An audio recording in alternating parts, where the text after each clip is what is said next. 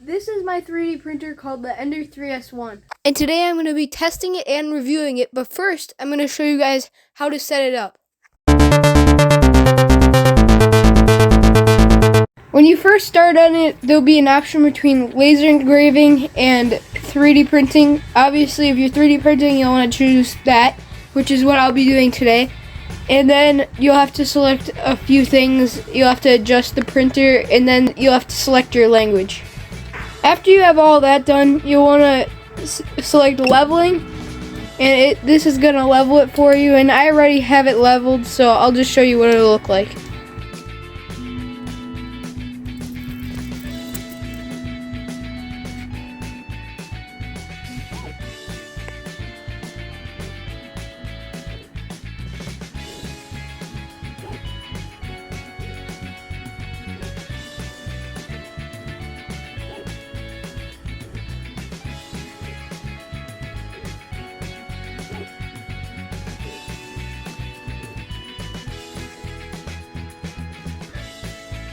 So mine's finished leveling, but if yours isn't all green like this, then what you're going to want to do is adjust these knobs until you get it just right. If you go to the left this way, then it's down, so if you need to lower the bed so that way it's even, and raising the bed is going this way, which is right.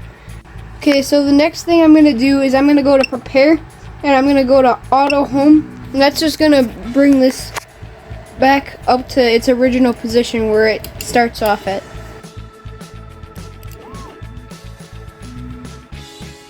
One more thing before we start the actual printing is that when you start with this printer, at first there's two screws here, and this is more tilted down, and if you continue to have it like that, it's going to hit your prints while you're printing, and then your prints are going to be junk. So what you have to do is you have to raise this, take one screw out, and then you have to put the screw in that hole right there, and it'll keep it up, and you're gonna have to push it up like this, and then you'll still have the fan on there, but then it won't be affecting your prints as much. Another common problem that I had is having the print not stick to the board, and a cause to this could be not having enough heat on it. So you either can heat it up, or sometimes I've even used glue and it sticks a little better. So finally we're to the printing stage. You can go in here, and there will be some things that it's already put in here for you, so that way you can try out prints when you first start.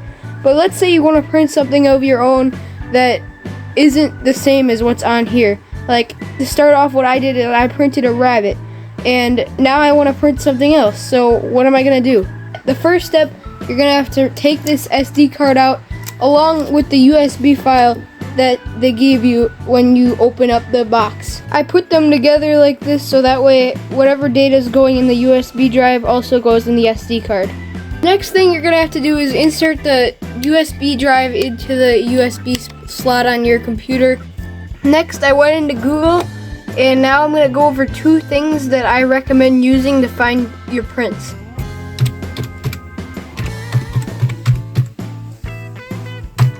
The first one is called Tinkercad.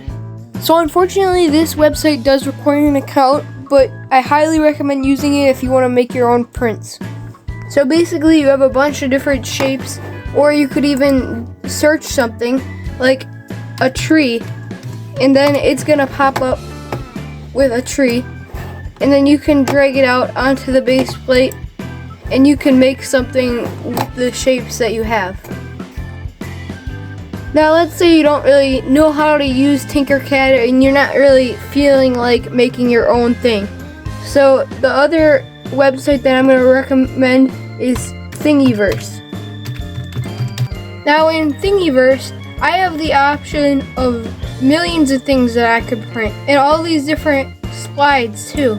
But let's say I just can't find what I want while I'm scrolling. What I can do is search something. So what I'm going to search is Christmas ornaments, because it's that time of year and I wanted to 3D print something cool. And now I have a bunch of options too, and I also have this bar down here that will help me decide. Now I'm going to take a little bit of time deciding on what I'm going to print, and then I'll cut the camera to when I decide. So after a bunch of looking, I decided that I wanted to print this snowflake here. So what I'm going to do next is I'm gonna click Files. So now what I would do is I would click Open an Orca Slicer. Orca Slicer is basically a way that I can edit my prints so that way I have it exactly how I want it, and then I can also slice it too, and it's free to use and it's easy to use also. Now what I did in Orca Slicer is I made it to the size I want, and I also added that it's 2025 in there so that way it's memorable for me. And now the other thing that you might want to do so that way you can make sure that it prints right. For this one I won't need it because it's a simple design, but you might want to use supports, which basically if you click enable support, it will help to make sure that all the parts that are overhanging and need it, they get the supports so that way they don't break and make your design awful. So I'm going to turn off my supports because I don't need them in this design. But now I'll click slice plate, and now it's going to slice it for me. It shows how much time it thinks it's going to take. So for this one, it's a nice short one, which I'm happy about because some of them take forever. And it thinks it's going to take about 1 hour and 3 minutes. It gives you a bunch of estimations here, and it shows you like how long it thinks it'll take for all these different things. And then after that, you're going to click export G-code. Now I recommend changing the name of this to something that you'll remember because you're going to have to put it in your USB drive later on. So what I'm going to change it to is Snowflake Ornament. Now I'm going to save it. And now I can go to my files, go to my downloads, and it should be right here. And what I'm going to do is I'm going to Control C to copy it. Now I'm going to go into my USB drive and I'm going to click Control V, and now it should paste. So now I took my SD card out of the USB drive and I'm going to put it right into that slot there, and it'll click in. Now I'm going to turn back on the printer, and now all I have to do is click print. Right there is my snowflake ornament, so I'll click on that. Now I'm going to click confirm, and now I'm going to have to tune it. So I put the printing speed at 100 because I'm more experienced with it, I know how to manage it, but to start off I'd recommend like 25 to 50. And then for nozzle temperature, I like to have mine around 25. And then for bed temperature, I recommend having it at like 65. Then fan speed, I'd put it at 20. And then for my Z offset, I have it at -4. Now this is preheating and getting ready, and it's going to start printing in a moment.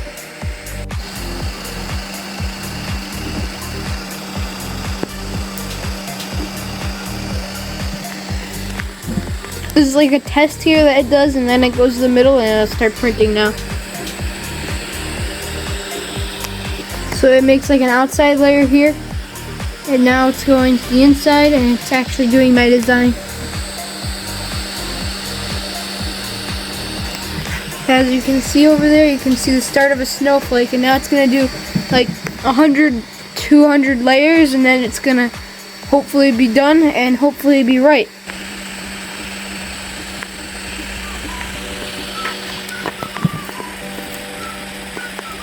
Another thing is that after a little bit, after you print for like, this is going for 4 minutes, it'll show you a remaining time. This is just a guess, and usually it goes a lot further down from here because it's not sure right away, but it kind of depends on your printing speed too. But right now, it's printing at 2%, and it has about 1 hour and 20 minutes left. Okay, so the finishing touches are being added onto my ornament.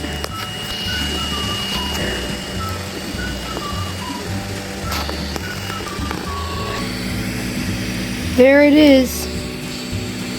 If you go in close, there's my 2025.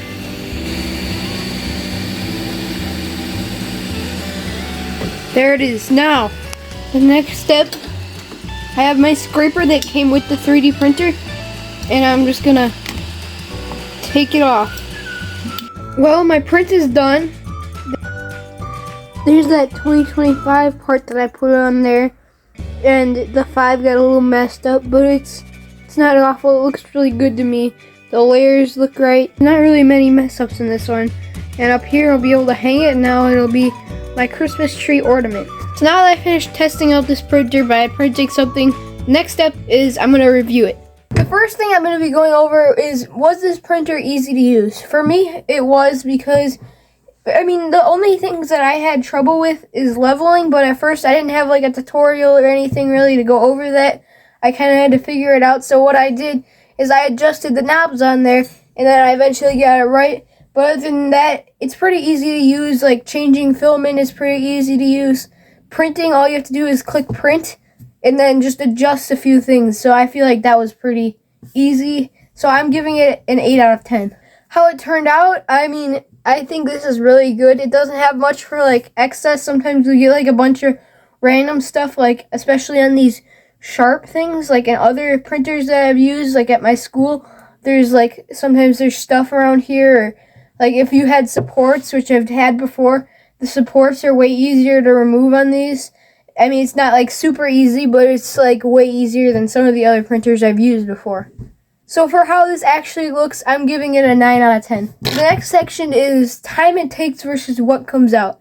So basically what I mean by this is, how long does it take and what do you get out of it? There's been like this print. This was one of the shorter prints I had, and I'm really impressed with how short it took and how it did it so quickly. This was only an hour, but in previous prints that I've had something that's like the size of a baseball, and it takes probably 5 hours, and it's really annoying because you have to constantly keep checking on it every like 10 minutes, and then it just annoys you.